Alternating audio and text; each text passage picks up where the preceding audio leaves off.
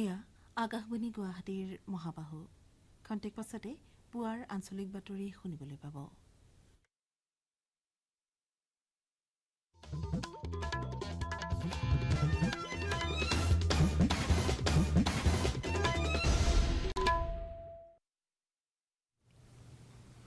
এয়া আকাশবাণী গুৱাহাটী পুৱাৰ আঞ্চলিক বাতৰি পঢ়িছো কুমাৰ ডেভিড দাসে আৰু মোৰ সৈতে আছে তন্বিতা ভৰদ্বাজ।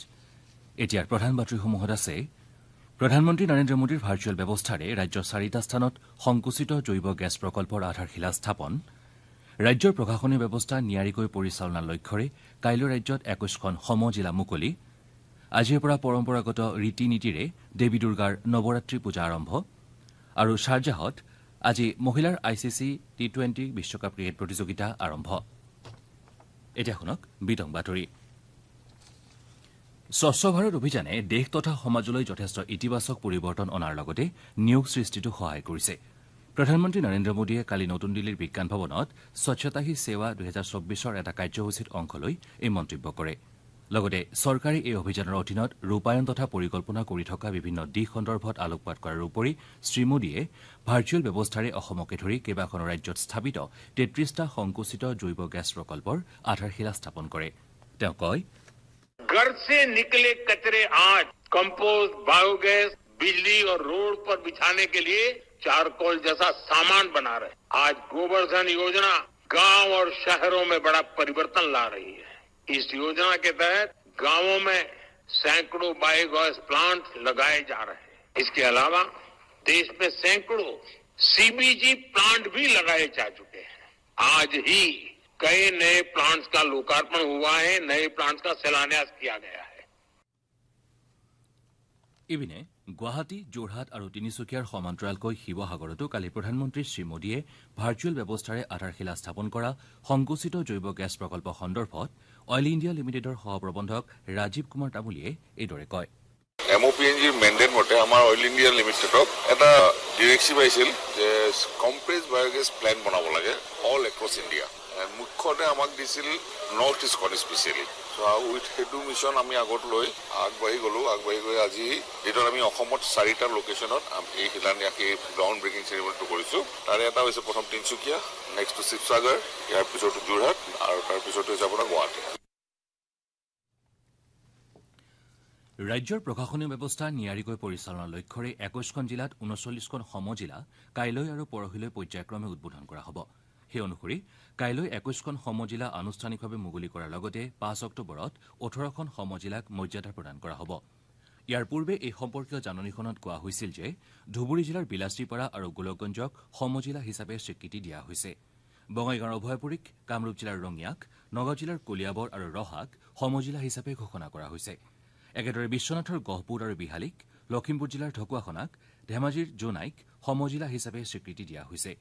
তিনিচুকীয়া জিলাৰ মাৰ্ঘেৰিটা, ডুমডুমা আৰু শদিয়া সমজিলা হ'ব। শিৱসাগৰৰ নাজিৰা আৰু ডিমুক, যোৰহাটৰ তিতাবৰক সমজিলাৰ মৰ্যাদা দিয়া হৈছে। গোলাঘাট জিলাৰ বোকাখাত, সৰুপথাৰ আৰু দেৰগাঁওক সমজিলা হিচাপে স্বীকৃতি দিয়া হৈছে। কাছাৰৰ লক্ষীপুৰ, গোৱালপাৰা জিলাৰ পশ্চিম গোৱালপাৰাও সমজিলা হ'ব। কামৰূপ মেট্ৰৰ দিছপুৰ, নিউ গুৱাহাটী আৰু ডিমৰীয়াক সমজিলা হিচাপে ঘোষণা কৰা হৈছে। দৰং জিলাৰ চিপাঝাৰ আৰু দলগাঁওক, মৰিগাঁও জিলাৰ জাগিৰোড আৰু লাহৰীঘাটক সমজিলা হিচাপে ঘোষণা কৰা হৈছে।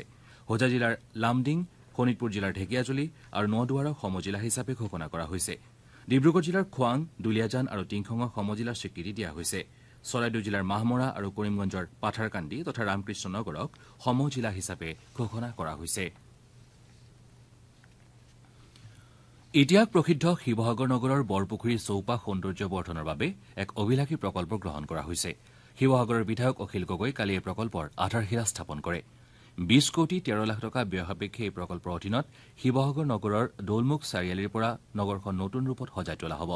তদুপৰি বৰপুখুৰীৰ চাৰিওটা পাৰৰ দেৱাল, পথ নিৰ্মাণৰ লগতে সৌন্দৰ্য বৰ্ধনৰ বাবে বিভিন্ন আঁচনি হাতত লোৱা হৈছে। এই বিষয়ে আমাক অধিক তথ্য জনাব শিৱসাগৰ সংবাদদাতা মুজাহিদ আলীয়ে। মাজমজিয়াত অৱস্থিত শিৱসাগৰ বৰপুখুৰীৰ চৌপাশ সৌন্দৰ্য বৰ্ধনৰ এক অভিলাষী প্ৰকল্প গ্ৰহণ কৰা হৈছে। শিৱসাগৰ সমষ্টিৰ বিধায়ক অখিল গগৈয়ে কালি এই প্ৰকল্পৰ আনুষ্ঠানিকভাৱে আধাৰশিলা স্থাপন কৰে। সৰ্বমুঠ 20 কোটি 13 লাখ ব্যয় সাপেক্ষে এই প্ৰকল্পৰ অধীনত শিৱসাগৰ নগৰৰ দলমুখ চাৰিআলিৰ পৰা নগৰখন নতুন ৰূপত সজাই পৰাই তোলা হ'ব। প্ৰকল্পৰ অধীনত বৰপুখুৰীৰ চাৰিওটা পাৰৰ দেৱাল, পথ নিৰ্মাণ, সৌন্দৰ্য বৰ্ধনৰ বিভিন্ন কাম কৰা হ'ব। ৰাজ্য আৰু কেন্দ্ৰীয় চৰকাৰৰ সমৰ্থন আৰু পুঁজিৰে ৰূপায়ণ কৰিব লোৱা এই প্ৰকল্পই ঐতিহাসিকভাৱে গুৰুত্বপূৰ্ণ জিলাখনক দেশী বিদেশী পৰ্যটকৰ আকৰ্ষণৰ কেন্দ্ৰৰূপে গঢ়ি তোলাৰ ক্ষেত্ৰত এক বিশেষ ভূমিকা গ্ৰহণ কৰিব বুলি আশা কৰা হৈছে। এতিয়া খন্তেক বিৰতি।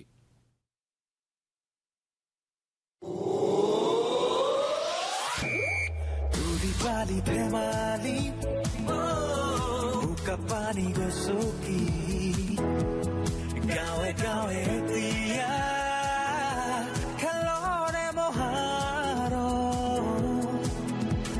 উজনি নামনি বৰাক ব্ৰহ্মপুত্ৰ পাহাৰ ভৈয়াম আগুৱাই যাওঁ খেল মহাৰ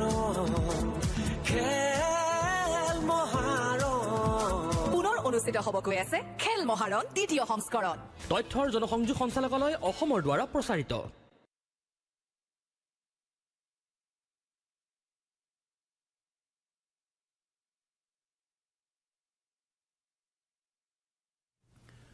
আপোনালোকে বাতৰি শুনিছে আকাশবাণী গুৱাহাটী কেন্দ্ৰৰ পৰা।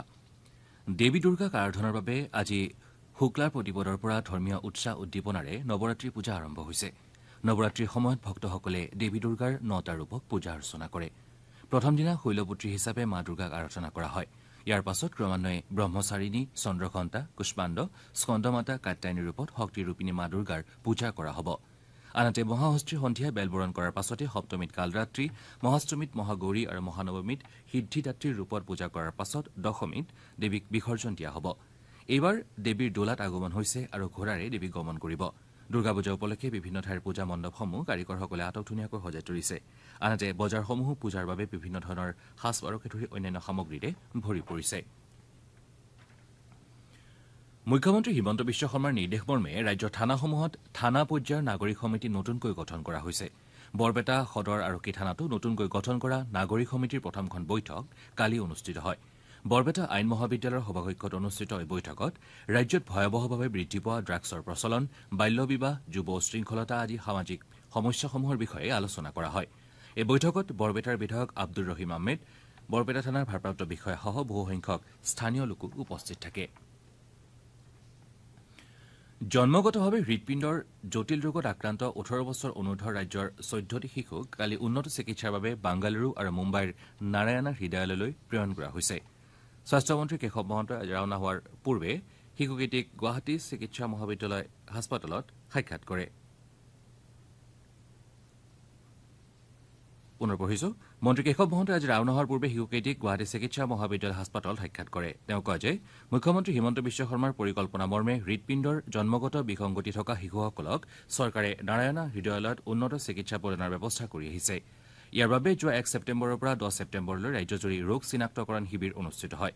এই শিবিৰসমূহত ৰোগ চিনাক্ত হোৱা শিশুসকলক পৰৱৰ্তী সময়ত উন্নত চিকিৎসাৰ বাবে নাৰায়ণা হৃদয়ালয়লৈ প্ৰেৰণ কৰা হ'ব বুলি মন্ত্ৰীগৰাকীয়ে জানিবলৈ দিয়ে।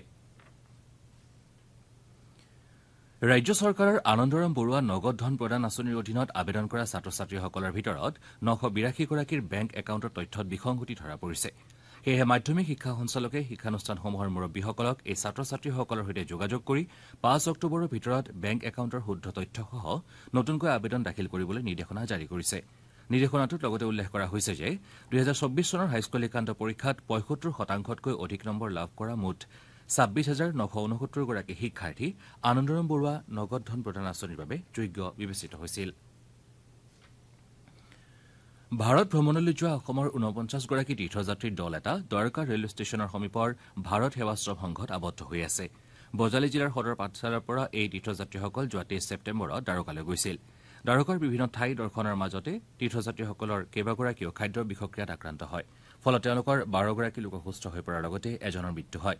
মৃতলোকজন বজালীৰ চৈবাৰী গাঁৱৰ উদ্ধৱ দাস বুলি জানিব পৰা গৈছে। ৰাজ্যৰ 8বিধ সামগ্ৰীয়ে কেন্দ্ৰীয় চৰকাৰৰ GI টেগৰ স্বীকৃতি লাভ কৰিছে। বড়ো জনগোষ্ঠীৰ পৰম্পৰাগত বস্ত্ৰ আৰণাই আৰু পৰম্পৰাগত পানীয় জৌ গৈৰাণ, মাইব্ৰা জৌ বিদৈ, জৌগিচি, শুকান মাছৰ পৰা প্ৰস্তুত কৰা জনগোষ্ঠীয় খাদ্য বড়ো নাফাম্মা আৰু বড়োসকলৰ পৰম্পৰাগত খাদ্য অন্দলা, বড়ো গৌখা আৰু বড়ো নৰ্জীলৈ ভাৰত চৰকাৰৰ এই স্বীকৃতি আগবঢ়োৱা হৈছে। ৰাজ্য চৰকাৰে জাৰি কৰা নিৰ্দেশনা অনুসৰি কৰিমগঞ্জ জিলা স্বাস্থ্য বিভাগৰ যুটীয়া সঞ্চালকে জিলাখনত কৰ্মৰত চিকিৎসকসকলক কৰ্তব্যৰ সময়ত ব্যক্তিগত চিকিৎসা আগবঢ়োৱাৰ পৰা বিৰত থাকিবলৈ নিৰ্দেশ দিছে। যুটীয়া সঞ্চালকগৰাকীয়ে লগতে জনায় যে কৰিমগঞ্জ জিলাৰ সকলো ব্যক্তিগত চিকিৎসা প্ৰতিষ্ঠানে তেওঁলোকৰ প্ৰতিষ্ঠানৰ কৰ্মৰত চৰকাৰী চিকিৎসকৰ পৰা চৰকাৰী কৰ্তব্যৰ সময়ত সেৱা গ্ৰহণ নকৰে বুলি স্পষ্ট কৰি দিব লাগিব। এই নিৰ্দেশ উলংঘা কৰিলে আইন অনুসৰি যাৱতীয় ব্যৱস্থা গ্ৰহণ কৰা হ'ব বুলিও তেওঁ লগতে উল্লেখ কৰে। মাজুলীৰ আউনীআটী সত্ৰৰ বেতৰ বিচনীৰ ঔদ্যোগিকৰণৰ লক্ষ্যৰে স্বেচ্ছাসেৱী সংগঠন মাজুলীৰ সাহিত্যৰ উদ্যোগত কালি এটা স্থায়ী প্ৰশিক্ষণ কেন্দ্ৰ উদ্বোধন কৰা হয়।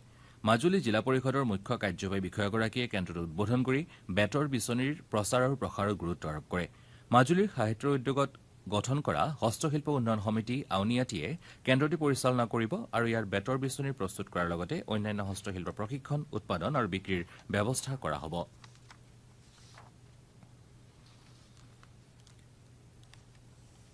সংযুক্ত আৰৱ আমিৰি ৰাষ্ট্ৰৰ শ্বাৰজাহত আজি ICC মহিলা T20 বিশ্বকাপৰ নৱম সংস্কৰণ আৰম্ভ হ'ব। উদ্বোধনী খেলত বাংলাদেশ নৱাগত স্কটলেণ্ডৰ বিৰুদ্ধে অৱতীৰ্ণ হ'ব। ভাৰতে কাইলৈ নিউজিলেণ্ডৰ বিৰুদ্ধে প্ৰথমখন খেল খেলিব। এই মাহৰ 20 তাৰিখলৈ চলিবলগীয়া প্ৰতিযোগিতাত মুঠ 10টা দলে অংশগ্ৰহণ কৰিব। ভাৰত আৰু পাকিস্তানৰ মাজৰ খেলখন অহা দেওবাৰে অনুষ্ঠিত হ'ব। শেহতীয়া তিনিওবাৰেই T20 বিশ্বকাপ জয় কৰা ডিফেণ্ডিং চেম্পিয়ন অষ্ট্ৰেলিয়াৰ লগতে ভাৰত, নিউজিলেণ্ড, পাকিস্তান আৰু শ্ৰীলংকা গ্ৰুপ Aত ৰখাৰ বিপৰীতে গ্ৰুপ Bত বাংলাদেশ, ইংলেণ্ড, স্কটলেণ্ড, দক্ষিণ আফ্ৰিকা আৰু ৱেষ্ট ইণ্ডিজক ৰখা হৈছে। মঙলবাৰে ভাৰতীয় মহিলা দলে দক্ষিণ আফ্ৰিকাক 28 ৰানত পৰাস্ত কৰি ৱাৰ্ম আপ মেটছত একেৰাহে দ্বিতীয়টো জয় লাভ কৰে। ইয়াৰ পূৰ্বে ভাৰতে ৱেষ্ট ইণ্ডিজক প্ৰথমখন ৱাৰ্ম আপ মেটছত 20 ৰানত পৰাস্ত কৰিছিল। গুৱাহাটীত অহা 18ৰ পৰা 20 অক্টোবৰলৈ আন্তঃজিলা মল্লযুঁজ প্ৰতিযোগিতাৰ আয়োজন কৰা হৈছে। অসম মল্লযুঁজ সন্থাৰ কালি গুৱাহাটীৰ ৰাধাগোবিন্দ বৰুৱা ক্ৰীড়া প্ৰকল্পৰ কাৰ্যালয়ত অনুষ্ঠিত কাৰ্যনিৰ্বাহক সভাত এই বিষয়ে প্ৰকাশ কৰা হয়।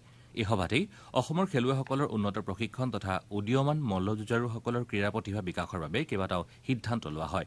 সভাত অসম অলিম্পিক সন্থাৰ নৱনিৰ্বাচিত সম্পাদক লক্ষ্য কোঁৱৰক অভিনন্দন আৰু সম্বৰ্ধনা জ্ঞাপন কৰা হয়। এতিয়া শুনক আজি গুৱাহাটীৰ পৰা প্ৰকাশিত বাতৰি কাকতসমূহৰ প্ৰথম পৃষ্ঠাৰ মুখ্য বাতৰিত চমু অৱলোকন তন্বিতা ভৰদ্বাজৰ পৰা। লেবাননত ইজৰাইলে চলাই থকা ধাৰাবাহিক আক্ৰমণৰ মাজতে ইৰাণে পৰহি নিশা ইজৰাইলত 2 শতাধিক ক্ষেপণাস্ত্ৰৰে আক্ৰমণ চলোৱা বাতৰি গুৱাহাটীৰ পৰা প্ৰকাশিত বহুকেইখন কাকতে প্ৰথম পৃষ্ঠাত গুৰুত্ব সহকাৰে প্ৰকাশ কৰিছে। দৈনিক অসম কাকতে ইজৰাইলত আক্ৰমণ ইৰাণৰ, দৈনিক জনমভূমি কাকতে তৃতীয় বিশ্বযুদ্ধৰ আশংকা ঘনীভূত, দি আছাম ট্ৰিবিউন কাকতে Israeli raid on southern Gaza kills 51 শিৰোনামেৰে প্ৰথম পৃষ্ঠাৰ মুখ্য বাতৰিত স্থান দিছে। আমাৰ অসম কাকতেও এই বাতৰি প্ৰথম পৃষ্ঠাত প্ৰকাশ কৰিছে। উৎসৱৰ বতৰত বজাৰত মূল্যবৃদ্ধি আৰু অসাধু ব্যৱসায় চক্ৰই সামগ্ৰীৰ দৰ নিয়ন্ত্ৰণহীনতাৰ সুযোগ লোৱাৰ বাতৰি নিয়মীয়া বাৰ্তা কাকতে দশো দিশে পূজাৰ ৰং বজাৰত জনতাৰ খং শিৰোনামেৰে প্ৰথম পৃষ্ঠাৰ মুখ্য বাতৰি প্ৰকাশ কৰিছে। বড়ো জনগোষ্ঠীৰ আৰনাইকে ধৰি ৰাজ্যৰ 8বিধ সামগ্ৰীলৈ GI টেগ স্বীকৃতিৰ বাতৰি দ্য চেণ্টিনেল কাকতকে ধৰি প্ৰায়কেইখন কাকতে প্ৰথম পৃষ্ঠাত স্থান দিছে। মহালয়ৰ পুৱাই কটন বিশ্ববিদ্যালয়ৰ প্ৰশাসনিক অধীক্ষক ধ্ৰুৱজ্যোতি বৰ্মনৰ ৰহস্যজনক মৃত্যুৰ বাতৰি অসমীয়া খবৰ কাকতে মহালয়াৰ পুৱাই কটন বিশ্ববিদ্যালয়ৰ অধীক্ষকক মৰিয়াই হত্যা ট্ৰাক চালকৰ শিৰোনামেৰে প্ৰথম পৃষ্ঠাত স্থান দিছে। অসমীয়া প্ৰতিদিন কাকতেও এই বাতৰিক প্ৰথম পৃষ্ঠাত গুৰুত্ব সহকাৰে প্ৰকাশ কৰিছে। অৰুণাচল প্ৰদেশৰ পাহাৰত শেহতীয়াকৈ ভাৰতীয় সেনাবাহিনীয়ে যুদ্ধাভ্যাস ক্ষেত্ৰ স্থাপন কৰাৰ বাতৰি দৈনিক অগ্ৰদূত কাকতে চীনৰ আগ্ৰাসনক লৈ উদ্বিগ্ন ভাৰতীয় সেনাবাহিনীয়েও সষ্টম হৈছে সীমান্তত শিৰোনামেৰে প্ৰথম পৃষ্ঠাত প্ৰকাশ কৰিছে। আজি প্ৰকাশিত অন্যান্য বাতৰিৰ ভিতৰত আছে মহালয়ত ৰাজ্যৰ প্ৰান্তে প্ৰান্তে ব্যাপক সমাগম উৎসাহ, প্ৰব্ৰজন অব্যাহত, দুমাহতে আটক 108 বাংলাদেশী অনুপ্ৰৱেশকাৰী ইত্যাদি। এয়াই আছিল আজি গুৱাহাটীৰ পৰা প্ৰকাশিত দৈনিক বাতৰি কাকতসমূহৰ প্ৰথম পৃষ্ঠাৰ বাতৰিত চমু অৱলোকন। ধন্যবাদ অন্বিতা। আমাৰ এই বাতৰি আকাশবাণী গুৱাহাটীৰ YouTube channel air news Guwahati আৰু নিউজ অন এয়াৰ এপত শুনিবলৈ পাব। শ্ৰোতাসকলে শেহতীয়া বা বাতৰিৰ বাবে আকাশবাণীৰ Facebook page air news Guwahati, x হেণ্ডেলত এয়াৰ নিউজ GHY, ইউটিউবত এয়াৰ নিউজ গুৱাহাটী আৰু ইনষ্টাগ্ৰামত এয়াৰ নিউজ গুৱাহাটী ফ'ল' কৰিব পাৰে। এতিয়াৰ বাতৰি সামৰাৰ পূৰ্বে প্ৰধান বাতৰিকেইটা পুনৰ এবাৰ। প্ৰধানমন্ত্ৰী নৰেন্দ্ৰ মোদীৰ ভাৰ্চুৱেল ব্যৱস্থাৰে ৰাজ্যৰ 4টা স্থানত সংকুচিত জৈৱ গেছ প্ৰকল্পৰ আধাৰশিলা স্থাপন, ৰাজ্যৰ প্ৰশাসনিক ব্যৱস্থা নিয়াৰিকৈ পৰিচালনাৰ লক্ষ্যৰে কাইলৈ ৰাজ্যত 21খন সমজিলা মুকলি আজিৰ পৰা পৰম্পৰাগত ৰীতি নীতিৰে দেৱী দুৰ্গাৰ নৱৰাত্ৰি পূজা আৰম্ভ আৰু শ্বাৰজাহত আজি মহিলাৰ ICC T20 বিশ্বকাপ ক্ৰিকেট প্ৰতিযোগিতা আৰম্ভ আজিলৈ আমাৰ পুৱাৰ আঞ্চলিক বাতৰিত ইমানেই